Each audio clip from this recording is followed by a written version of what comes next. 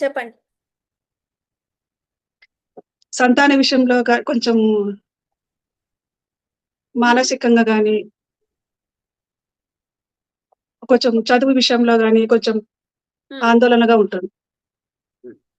So ఇక్కడ eighth place అనేది మనకి ఆరోగ్యం గురించి తెలుపుతుంది కదా. సో ఇక్కడ వచ్చేసి అష్టమాధిపతి వచ్చేసి పంచమంలో కూర్చున్నాడు. సో ఇది పిల్లల గురించి తెలుపుతుంది, సంతానం గురించి తెలుపుతుంది. సో వీరికి సంతానం ఇది.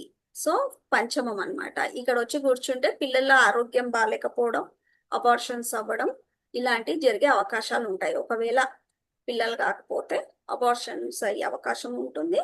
లేదా ఇంకోటి పిల్లలకి ఆరోగ్యం. చంద్రుడు మీదికి వెళ్ళింది, ఇది నైసర్గిక పాత కాదు కదా, శుభుడి.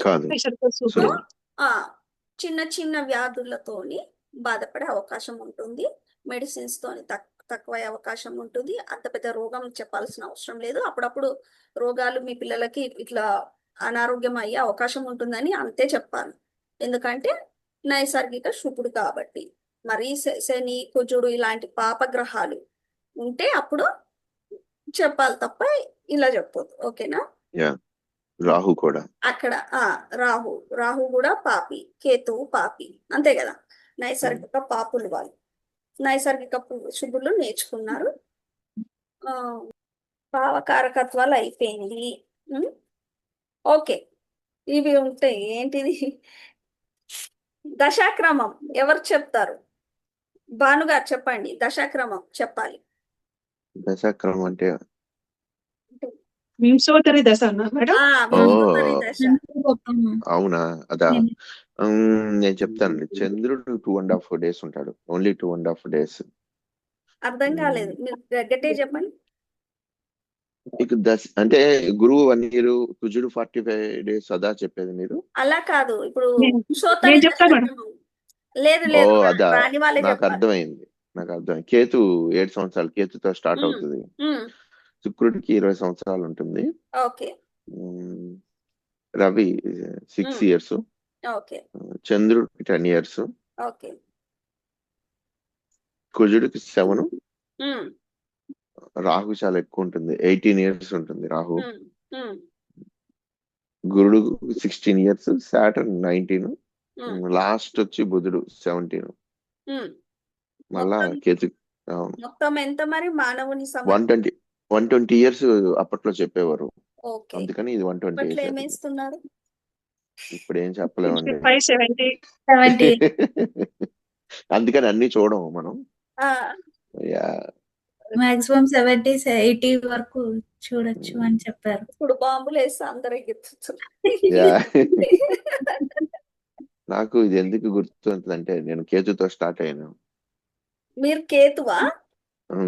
కేతుతో స్టార్ట్ అవుతాను, అందుకని నాకు వరుస గుర్తుంటుంది.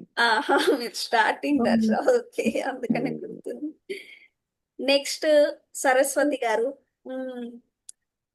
పంచభూతాలు చెప్తారా? గ్రహాలు పంచభూతాలు.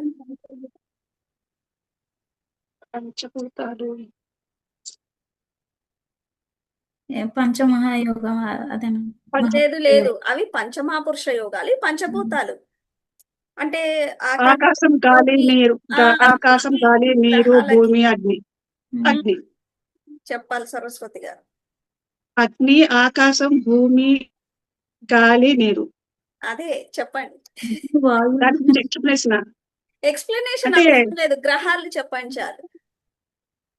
గ్రహాలు ఇవి మేషరాశి, అగ్నితత్వ రాశి. రాసులు కాదు, గ్రహాలు కావాలి. ఇప్పుడు రవికి ఏంటిది? అగ్నితత్వం. అది అంతే. కుజుడు అగ్నితత్వమే. కుజుడు కూడా అగ్నితత్వమే వస్తుంది. చంద్రుడు జలతత్వం. సరస్వతి గారు మాత్రమే చెప్పాలి. బుధుడు వాయుతత్వం. వాయుతత్వము భూతత్వం రెండిట్లను మామూలుగా భూమి. బుధుడు భూమి, గుర్తు పెట్టుకోండి, అయిపోతుంది. ఓకే, నెక్స్ట్ గురుడు జలతత్వం చెప్పాలి. కాదు, గురుడు ఆకాశం. అగ్ని ఆకాశం. శుక్రుడు,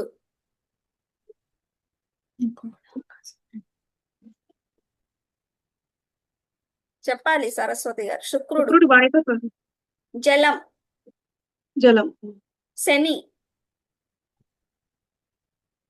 ఆయకారకుడు. వాయు. వాయు. ఎందుకు గాలి సోకింది అంటారు కదా. నేను ఇదొక్కటి మిస్ అయినాను. ఆ, ఇదొక్కటి కూడా మిస్ అయ్యా. నాకు అంత శనిది. Okay okay. ఇవి ఉద్యోగాలు చూసేటప్పుడు చెప్పొచ్చు. ఇప్పుడు ఆ గాలిలో ఎగిరేది, ఆకాశంలో పడవది, ఆ వాళ్ళు ఎక్కడ వెళ్తారు అన్నట్టుగా విదేశాలకు వెళ్తారా ఇలాంటివి. మళ్ళీ ఇవి ఒకవేళ అష్టమాధిపతికి వ్యయాధిపతికి కనెక్ట్ అయితే వాళ్ళకి మరణం ఏ విధంగా అవుతుందో అవి కూడా మనం ఈ విధంగా చెప్పొచ్చు. గాల్లో భూమి మీద యాక్సిడెంట్స్ అయ్యి జలంలో మునిగిపోయి ఈ విధంగా